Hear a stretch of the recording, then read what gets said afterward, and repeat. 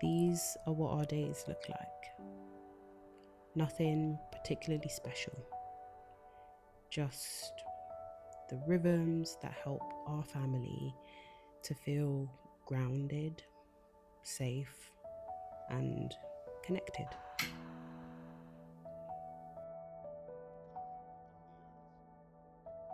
Our days usually begin quite slowly, not because we're perfectly organized or anything, but because rushing never serves us.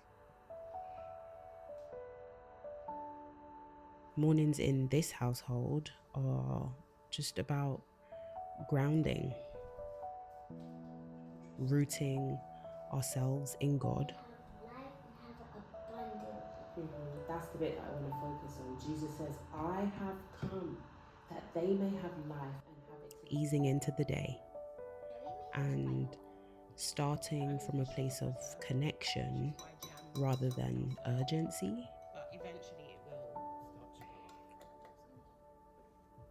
go. After our morning devotional, it's time to enjoy whatever the girls will tolerate for breakfast. That's not usually many different options, if I'm completely honest. Would you like help getting the last bit?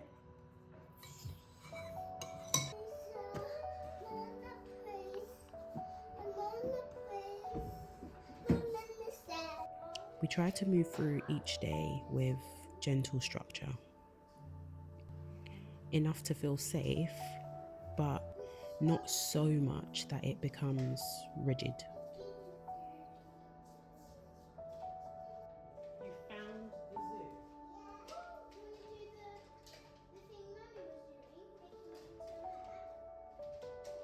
Oh, look at that sun. For our family, rhythm matters more than a really strict routine. Now, I'm not saying routines aren't important, obviously. I've just found with having such a complexity of needs under one roof, it's vital for us to have a general idea of what we're doing at any given time while leaving room for the twists and turns of life. You know? Dinosaur pictures, peachy ones. You want what, darling? Mermaid one, mermaid. We like to sit together as a family in the mornings to get up to whatever deep work, I suppose, is what we like to call it. And then next, out of the eggs comes a tadpole. Whether that's reading together, practicing writing, spelling, maths, going through workbooks. Generally, just making sure that we spend time in each other's presence, being ourselves, being free, and stimulating our minds.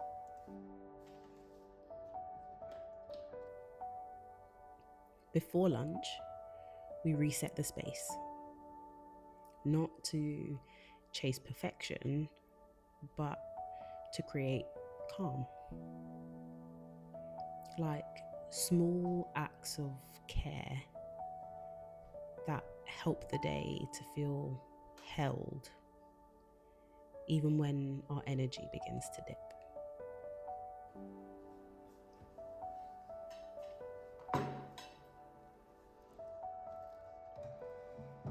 We sit, we eat lunch, we chat, and that's it.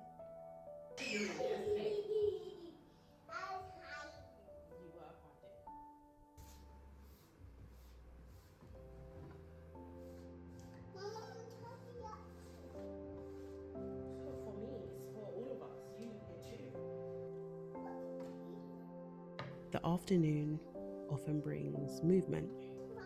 We potter around, tending to each day's care tasks. I say care tasks because Calling them that goes down a lot better here than if I call them chores or housework. So, care tasks it is.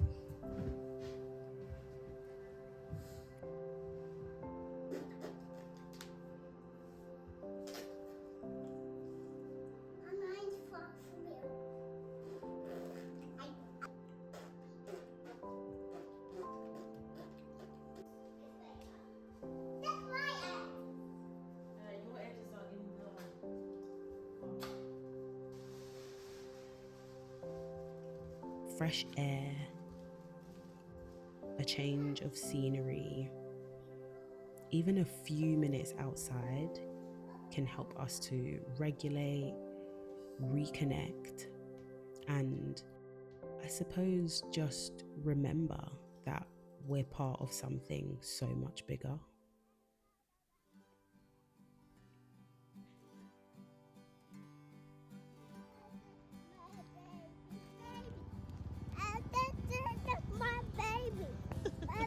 Singing, dancing, enjoying the fresh air. It's not always scenic outdoor walks though, or adventures at the park. Sometimes it's staying home and getting all dressed up for time on the balcony instead.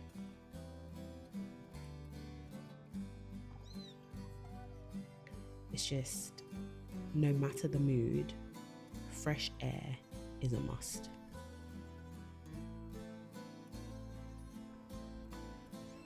It's a time for us to enjoy nature and see God in all the tiny little details. Did you just eat some? Hey! So what would you like to take at this? Oh, I love those. These are some of my favorite moments. No agenda, no productivity goals, just presence. For a neurodivergent family, the pace matters just as much as the plan, or the lack thereof.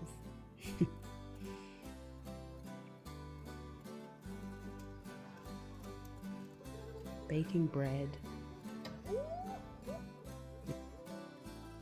chatting to family and friends, whatever it might be, these moments really are some of my favorites. Oh, the sound of fresh bread.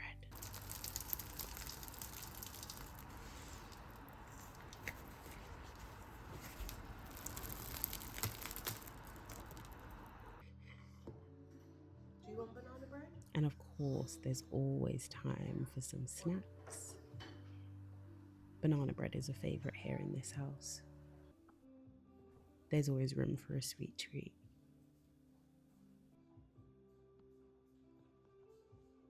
I find it so beautiful to be able to watch my children play and grow,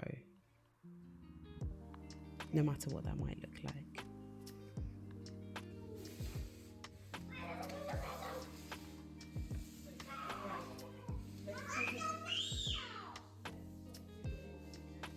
As you can see, evenings aren't always calm.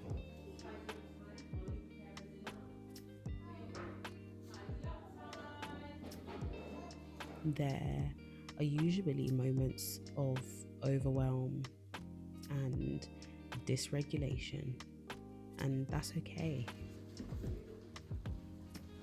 Slow living doesn't remove hard moments. We have to be real.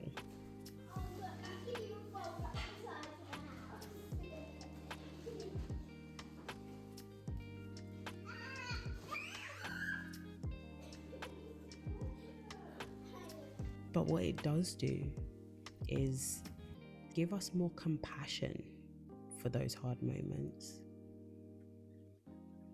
It helps me to check in with myself if I've lost my temper or been a bit too harsh with my children.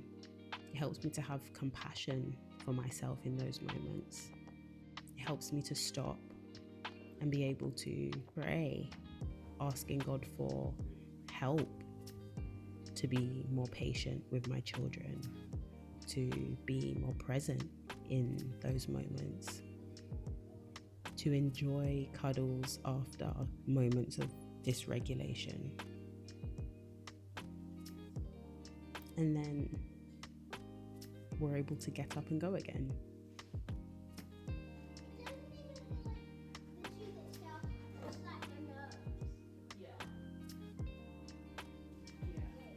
In the evenings, when it's time for everyone to eat, the energy levels can still be somewhat high, but we know that we're on the road to slowing it down.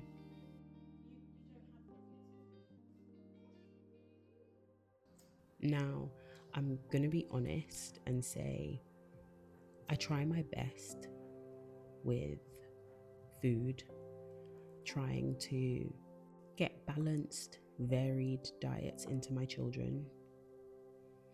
But I will say we're not always eating the same meal at the same time, but at least we all know when it's time to eat. At least we all have food. And that is such a blessing. We're so blessed. I thank you, Lord, for carrying us out and bringing us back home safely. I thank you, Lord, for... And it's taken a long time for me to accept that my children have their own complex needs. But it's okay for me to keep offering those things. But at least they eat.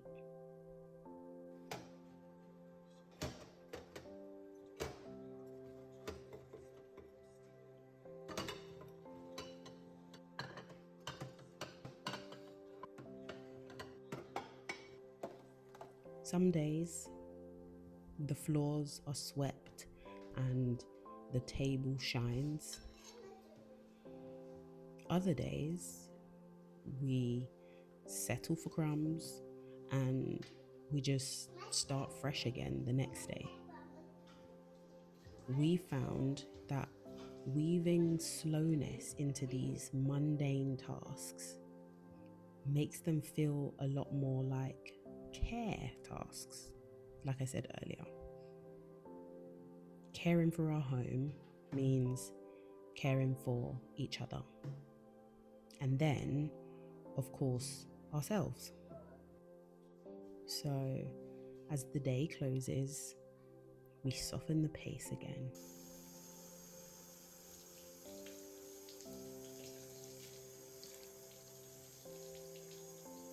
Warm water baths.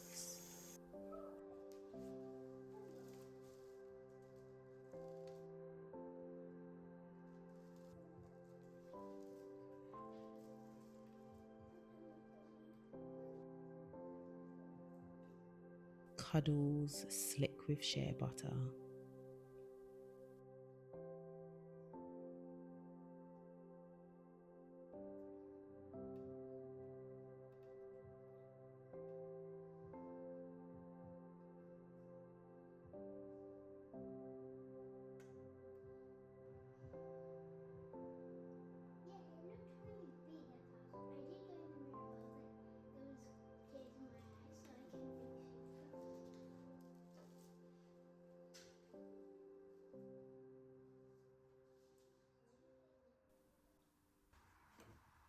Predictable rhythms that tell little nervous systems and big ones, you are safe and the day is done. And that feels like such a big relief. Only once the house is quiet though, do I begin to unwind to? Not to achieve anything, just to breathe, to be able to reflect and let the day rest. Our days aren't perfect. You haven't been shown the meltdowns or how taxing life can be on each of our brains. But each of our days has a rhythm that's intentional. It's a journey, but they'll continue to be built slowly with care. And for us, that's enough. Thanks for watching. Until next time.